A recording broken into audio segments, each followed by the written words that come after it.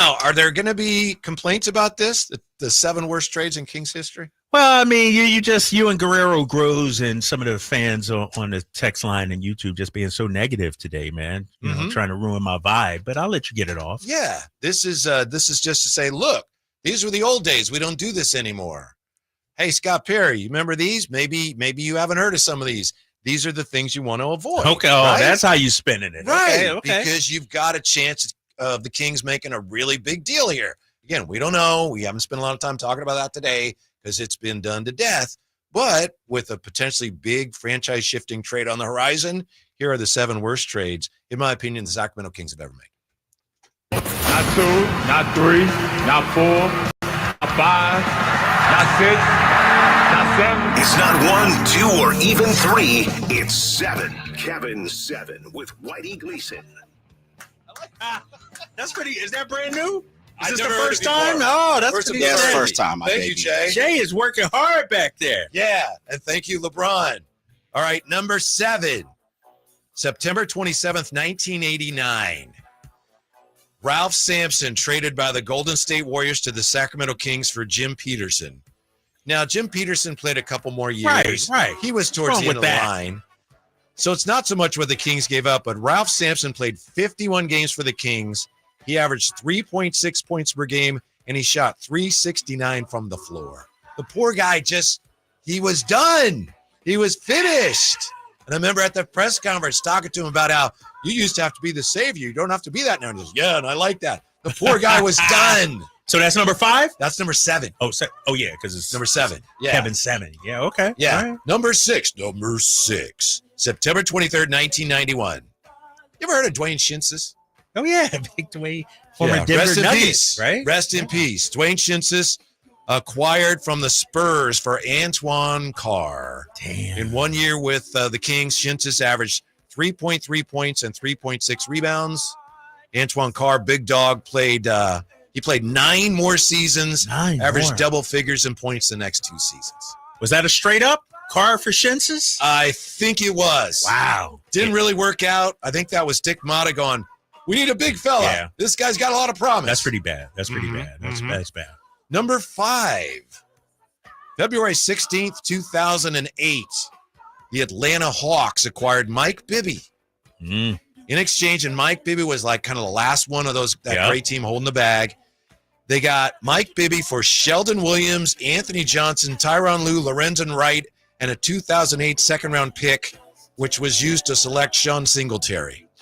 Now, Sheldon Williams, I think he was the number 2 pick. Yeah, Duke, right? Yeah, in 58 games with the Kings, Sheldon Williams averaged 4.4 points per game. Mike Bibby helped the Hawks to their first playoff berth in 8 years, and the next season to their first playoff series win since 1999. He was on the downside, and the Kings were to the point where they felt like we got to move off of those great teams, but that was a trade that didn't work out too well. Yeah, that. And you got a whole bunch of players. Yeah. And none of them panned out. I don't even know if how many of them actually played for the Kings, but Sheldon Williams, wow. I remember watching the telecast, hey, you got a lottery pick. And it didn't work out. Yeah. Isn't it great Mike Bibby's back home? Yeah, shout out to Mike Bibby. Yeah. Number 4, 7 worst trades Sacramento Kings have made. Okay. August 1st, 1990. Danny Ainge traded by the Sacramento Kings to the Portland Trailblazers for Byron Irvin, a 1991 first-round pick that turned out to be Pete Chilcutt, nice guy, and a 1992 second-round pick that turned out to be Brett Roberts. Danny Ainge. Wow. Yeah. Danny Ainge averaged 18.5 points per game as a King. After they traded him, he would go on to help both Portland and Phoenix get to the NBA Finals. I don't know that he really wanted to be around here. Right. He didn't get along great with Dick Motta. Oh, he didn't? Not really. Surprising. Ainge not getting along with somebody? Yeah. Okay. Dick Motta used to do a thing called the chair drill. He would have to play. He put out chairs, and the players would shoot over the chairs. Okay. And they had a big win over somebody that year. And I remember in the locker room, Dick Motta's talking about, we did the chair drill, blah, blah, blah. So I'd go into the locker room to talk to players and ask Danny Ainge about the chair drill. He's like, oh, yeah, Motta probably thinks it was the chair. It was the chair drill. Yeah. So that was number 4.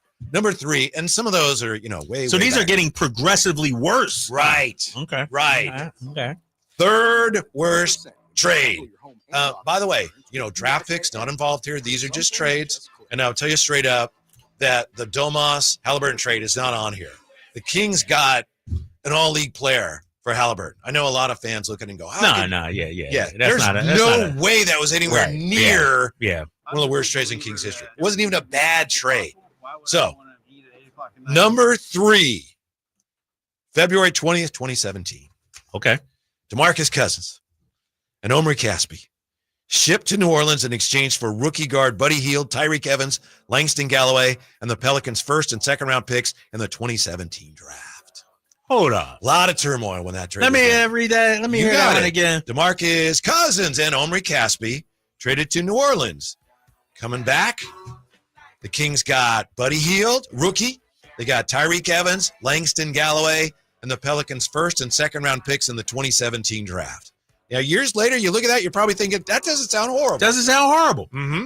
The Kings sent that first rounder, which was number 10, to Portland for picks 15 and 20 in the next draft. Ooh. They ended up with Justin Jackson and Harry Giles. And as bad as the nuts and bolts of the trade were, the optics of trading Cousins at the All-Star game were worse. That was one of the reasons it was such a bad trade. Right. All right. Okay. Marcus is talking to reporters after the All-Star game, and a member of Kings PR on video seen telling them, you just got to trade it. Yeah. Okay. All right. So it's more than just the actual return and everything. It's just right. Yeah. With the second rounder they got, I think they got Frank Mason. Yeah. Okay. So that was, it was a hugely significant move for the Kings to trade DeMarcus, and it ended up with a lot of people around here feeling like that just wasn't done right. Number 2, the 2 worst trades in Sacramento Kings history in the Kevin 7. July 11th, 2014, the Sacramento Kings sent restricted free agent Isaiah Thomas to the Phoenix Suns in a sign and trade deal. For who? The trade occurred after reaching a new 4-year, $28 million contract. In return, the Kings acquired $7 million trade exception and the rights to forward Alex Oriaki, the 57th overall pick in 2013. Really? Yes. Isaiah Thomas was coming off a 20.6 assist season. He would end up moving that season from Phoenix to Boston. And Phoenix then, also moved off him. He would end up being a 2-time All-Star. And with some of that money they got, they ended up bringing in Darren Collison. There you go. Yeah. And he was a decent player. But yes, Isaiah Thomas, again, that signing player trade was beloved by Kings fans. Was he gone no matter what? And that's why they did it? Sign and trade, Whitey. Yeah, I think they were ready to move off of him. Damn. I think he would have stayed. Really? Yeah. Wow. Okay. Yeah, for a $7 million trade exception. Number 1, the worst trade in Sacramento Kings history. July 1st, 2015. The Kings wanted to create cap space to rebuild their team. And they could have stretched out some players to do that, but they instead decided to trade the players to the Sixers. And to get the Sixers to take them, they attached draft assets. Really? What deal was this?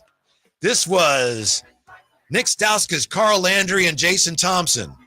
Oh, this is the pick that along with into... an unprotected 2019 first-round pick, plus 2016 and 2017 first-round pick swaps to the Sixers for Arturas Gudaitis and Luka Mitrovic. And they really were just getting that's pretty bad. The cap space. Yeah. Now, they dodged a bullet because they ended up with De'Aaron Fox out of that. And I know he's a bum. He's terrible. That's what people say now. That could have been a lot worse for them. I think with the unprotected 2019, I think that's the one the Sixers used to get Markelle Fultz. Yeah, but if I'm correct, that's the one Danny Ainge flipped. Yeah. Right? Yeah. Jason Tatum. Tatum. Mm-hmm. Damn, so we could add Tatum here. What did the Kings do with the cap room they created? They, of course, signed Rajon Rondo, Marco Bellinelli, and Costa Koufos. So there you go. By my count, the 7 worst trades in Sacramento Kings. So let me ask you this. That is your Kevin. That's great work. Give it up for Kevin. Give it up for my co-host, Kevin Whitey, please. Thank you. Clap it up. This dude worked hard on that. He put the time and the effort. But, you know how I am. But, and let me say again, good job researching that. Mm-hmm. But this is what I'm talking about, Jay and Whitey and listeners. The negativity in this town sucks. How come you couldn't say the 7 best trades in Sacramento? I tried, Kings? but I could only Now, find come 4. on. Are you being honest or no? All right. Well, you see what I mean? Like, why we got to look at the potential negatives? Because What if this is a home run? Because it's part of our history, and you just have to acknowledge it, in my opinion. You know what, man? It brings us closer together. Those of us who experienced it, and I'm not, I know you weren't here then, and I respect that you weren't here, but some of that stuff, it speaks to why we're where we are now, Drapes, with the expectations and the disappointments and some of that, as you say, that negative attitude. Yeah, we probably could use to improve that, but it's almost like a defense mechanism when you go through some of the things that Kings fans have had to go through. I get it. But this is C-Web ain't walking through that door, Whitey. Right. Mike Bibby, well, he might walk through the door. Yeah, he could. And Bobby Jackson, Paige. Well, all right, they all might walk through the door. But I like to view things a little more rosy, if you will. Mm-hmm. Because my boy at Clutch Points, because I'm going to counter you, big fella, because I know you worked hard on that. Mike Cruz, my guy at Clutch Points. Mm-hmm. Back in 2023. Not really your guy here just right now for the sake of the discussion. I didn't even know I had to scroll up and see Mike his name. Cruz with who? He did the 8 best trades in Sacramento Kings history. Okay. So I'm going to call it Drapes 8. Yeah. Ooh, you like that, right? Going from back to first. This is my guy, Mike Cruz. Okay. Number 8, Wayman Tisdale. The trade deadline of 1989, the Kings acquire Wayman Tisdale after spending 3 years with the Indiana Pacers. Tisdale did not waste any time showing his impact for Sacramento. His first year, 19.8 points, 9.6 rebounds. Mm-hmm. He didn't list who they gave up. Was it Randy Whitman and somebody? I don't know. Ooh, It was Randy right around the Whitman. time they made the trade for Ainge. I think they got Tisdale and Ainge at about the same time. Things were happening at that point. That was a good trade, right? Whoa. Good trade. Yeah. Wayman Tisdale. Your buddy Mike Cruz, next time he does this, tell him to include, everybody in the trade. Yeah. I'll have him updated. Text him that right now. Yeah. Exactly. Number 7. You got the Cruz man's number? Yeah, got a min. No, Cruz, I'm talking about hey, Drapes. Drapes, that's his guy. And Yeah. that is, got I'm him sure in there. I'd usually tweet at him. But you that was know. a good trade. Doug Christie. Ooh. How about number 7? Acquiring Doug Christie. For Corliss? Back then, traded by the Raptors to the Kings for Corliss Williamson. Mm-hmm. Is that a good trade? Yeah. Doug Christie, no doubt about it. Corliss was not a bad player, as you know. Right, no, That was Jeff Petrie with the foresight to recognize this guy's good, but that guy could really take his place. Mm-hmm. Doug Christie. That was number 7. Mm-hmm. Number 6. How about this guy? Brad Miller. Great trade. Yes. Part of a 3-teamer. Ron Mercer was included. Scott Pollard. Kings traded Scott Pollard to the That's right. Pacers. Kings traded Hito to the Spurs, but we got back Brad Miller. Wasn't Brad Miller an all-star with the Kings? Yes, He I was. believe it was. Solid trade. See, I'm being positive here, Whitey. Yeah, I'm being, good. it's a beautiful day outside. Ron Artest. What do you think about that one? This is Clutch Points, Mike Cruz, because they traded Peja Right. to Indiana for that. Peja right? was, kind of not what he had been. And Ron Artest helped them, that team. He helped catapult that team into the playoffs. Yeah. Was that a good It trade yeah, it at the was. time? It It's was. obviously. Okay. It was. It was significant again because when you send out one of those guys, it's like, Yeah. kind of you have to adjust your reality a little bit. But yeah, that was a really gritty, tough team. This one, number 4, should be maybe even higher. The Kings acquired Mitch Richmond from the Golden State Warriors for the rights to Billy Owens. Can't argue with that. Fleece. Right. That's a fleecing, right? It was. Yes. Fleecing. Hall of Famer for, and I love Billy Owens coming out of Syracuse, but he underachieved. I think a our friend bunch. Jerry made that deal. Really? I believe Jerry made that deal. Ah, Yeah. hell of a deal. Shout out to our boy Jerry. Number 3. Ooh. Mike Cruz. Oh, man. Oh, shoot. Okay. I'm just reading You what are Mike dancing with the devil on this, Drapes. I'm just reading what Mike Cruz had to say. Jay's shaking his head. Number 3, 8 best trades Kings franchise history. The Drapes 8. Yeah. DeMontis Sabonis. Ooh.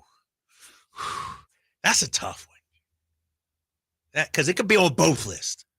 Yeah, it certainly wasn't a bad trade, but it wasn't the third best. At the time, at 2023, when he wrote this, maybe. That's early, Mike Cruz. I'm between that. You got to update your list, Mike Cruz. But Domas for Tyrese. Okay. I mean, you could make a strong argument there. Number 2. And we should know what number 2 and number 1 are. Are we letting him off the hook for that one too easily, Jay? No, it's Mike Cruz. It's not me. I know, but you're the one. Let me tell you about my guy, Mike Cruz. And now all of a sudden, I've never heard of the guy. I know. I'll tweet I at him. know, gotta tweet it. He gonna have to update it. That's why I was like, oh man, Mike, I didn't even read this. Number 2, my boy Mike Bibby. Yeah. J. Will Mike Bibby trade Yeah. catapulted us, right? It's up there. Yeah. You can't argue with that. Weber, number 1. And C Webb number 1. So for every bad trade, my boy Mike Cruz came up with an equally good trade from the Kings. True, but in fitting Kings fashion, number 3 on the best trades is a trade that a lot of Kings fans will tell you was one of their worst. Which Honestly, I don't think it was. Yeah, that's probably on the back end. That's honorable mention or something now. I'd also argue that the Rocks trade should have been a little higher. No, that's what I was thinking Yeah. too. That should be, He was the Sacramento Kings for a long time. Yeah, he brought legitimacy. Absolutely. Yeah, sure. And mind you, this, I do believe, when Mike Cruz wrote this, was the Beam Team year. Yeah, You know what I mean? So Yes, we were yes. feeling all good, and Right. Domas all NBA and everything like that. I will say this: a lot of people around the league, especially during the finals and the playoffs, just totally disregarded everything that Domantas Sabonis has done here. When they talk about, the King, what a terrible, how could they get rid of that guy? Do you know what they got for him? Right. I think a lot of people don't pay attention to that because it's just easier. It's more convenient. Oh, the Kings are terrible. They traded that guy. Well, that's not the whole story. Right. They were a playoff team. Look, They won 48, 46, and 40 games. right. And we don't get that without Domas. Let's call it what it is. I agree. We don't even sniff the Beam Team era and the high that came with that. See, but here's the thing, Whitey. This is what I'm talking about right here from the 916. Don't bring that positive nonsense in here, Drapes. Like, come on, Kings fans. And then somebody, the same person, we are united in our misery, Drapes. Come on, Kings fans. It ain't that There's bad. a lot of truth to that. It ain't Misery that is bad. probably an overstatement. But as basketball fans, there has been some basketball misery. I don't want to quote Rudy Gay, but I will if you're going to make me to. No, I don't want to hear. I remember that. Yeah. You need to get Rudy Gay on here. Yeah. Can we get Rudy Gay on, Jay? Sure. Yeah, I'll shoot him I a would love text. to talk to Rudy Gay. See if we can try. Yeah. One thing that I To the think. tangle. Yeah. One thing that I don't think Domas gets enough credit for. We talked about this earlier. I think he's so consistent, and you pointed out that last year, Yeah, a after little Fox bit. trade, Yeah. but you look at his numbers every year, and he gives you what he's going to give you. Good numbers every year, like 19 something points, 12 rebounds, tops in the league. Really solid defensive rebounding numbers, especially, and a lot of assists. Let me piggyback on that, Whitey, because 19.1 points, 13.9 rebounds, 41.7% from 3. Yes. That's a hell of a season from Domas. It is. Yeah, you're right. And there's this narrative, and I did, I'm a culprit also, that he didn't have a good season. He had a hell of a season. He did. I'm gonna look at some of his splits though, just for my own personal, because I did feel like, and maybe it was the injuries or something like that, but pre-All-Star, here you go. Before All-Star, 20.4 points, 14.6 rebounds. How the hell he didn't make All-Star team? I'm still trying to figure out. You average 20 and 14, you should be there. After the All-Star, 15.4, 11.8. So his numbers were, and the 3-point shooting before All-Star, 45.5, after All-Star, 27.3. He did go through the worst, I'll call it, slump that he's gone through since Yeah. he's been here. Yeah. But we have this on the Chateau. Ryan Williams Art. Isn't that your guy? Oh, yeah. It's been a while. What's he up? says Sabonis brought us one playoff season. And Jess Escoto says that's more than a lot of players that have come and gone. That's true. Think about that. Last 20 years or so, Mm-hmm. I mean, does his jersey get retired when it's all said and done? Doma? Ryan Williams Art? No, definitely not that. Remember, he brought me the wallet in, too. The Kirkland wallet back, and it still got that somewhere. Yes. Yeah. No, Domas. It depends what happens between now and then when he retires, but I'd say he's certainly on that fast track for that. Yeah. Thank you, Tony Ray Harvey. Kings trade Danny Ainge, then go on that 43-game losing streak on the road between 1990, 91, and 91, 92. Yes, 43 is a record. Yeah. Come on, Tony. See? Negative. You have to acknowledge this, Drapes. This is all real. I got a new segment I'm going to have to unveil. Maybe next week or when you're off. Positive vibes. Yeah, positive drapes. You know what I mean? Like, positive affirmations, like Stuart Smalley from Saturday Night Live. Play some nice soft music and everything. Just so I can, we live in Sacramento. It's sunny and 90s right now. Beautiful city. A lot going on out here. I'm not going to be negative like that, big fella. That's not me. I'm not. I'm done that. I'm done living negative, Whitey. Guerrero Grows is going to be negative. You guys didn't even look up their stats to see who did better the next year between Jason Williams and Mike Bibby. So are you saying Guerrero Grows? The Kings did not win that trade? Like that was not a good trade for the Sacramento Kings? Go ahead, Guerrero Grows. I want him on record here. Without that trade, we don't get to the Western Conference Finals. I think you're right. Come on, man. I think you're right. Sometimes it's not even about necessarily the most talented or gifted player. Right. Ryan Williams Art, best trade in Kings history. Golden One Center for Arco. Closing down Arco, opening up G1C. I've never been to Arco. I don't know if that was the best ever. No. Huh? Okay. Yeah, it's kind of like Candlestick. Did you ever have occasion to go to Candlestick? No, never. Candlestick was in a lot of ways a dump. In a lot of ways, but if you went to any big games there or any games at all, there's a good chance you remember them fondly. Really? And that's kind of Arco too, was it was just past its prime. And the Kings, actually, the organization wanted everyone to get that impression. Because they wanted a new arena. So like they would have tours and everyone had to wear a helmet, like a construction helmet, because they were trying to create the vibe that, the roof could fall.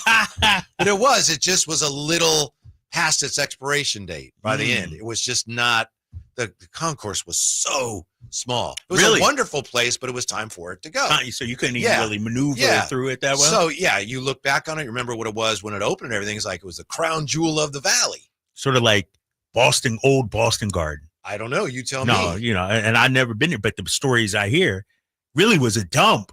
Yeah. But inside during the games, the great memories and everything like that. Right. It had some soul, some fabric to it. It did. Yeah. I don't know. Yeah. Does the Golden One Center, does it have, vibe now? I would say yes. And I think any doubt that it did was erased during the Warriors playoff series. Oh yeah. 100%. Like that. That's what but you got to have the team be good. Like the reason Arco we romanticize about it is the team was good. Yeah, some great memories in there. Same thing with Golden One. I've sold the story. The loudest arena I've ever been in, for me personally, was Game 1 at Golden One Center against the Warriors. When that team ran out onto the floor, the loudest I've ever heard any arena. Yeah, it was unbelievable. Yeah. And we were prepared for something like that, right? Yep. We thought. Yep. It was like, here it is. Because everybody had showed the video from what, 96 or when was it? They showed the video of Slampson. I think that was 96 against Seattle. Yeah, I think so. And I had watched that video several times on YouTube, and I'm like, oh my God, if it's like this, it's going to be a movie, and it was. Yeah, that one of the things about Arco too, there was a lot of wood in there, and wood conducts sound. Yeah, I was at a playoff game there, and what was it, 2000? Game 4 against the Lakers in a best of 5, and I went with my daughter Lonnie, and she was sitting right next to me. We couldn't hear each other the whole game. Stood the whole game, and you could not. Asked Derek Martin about it once. He said, "Yeah, that was about the loudest." Wow. Yeah. but that place was really Mhm. would conduct a sound. When we come back, Drapes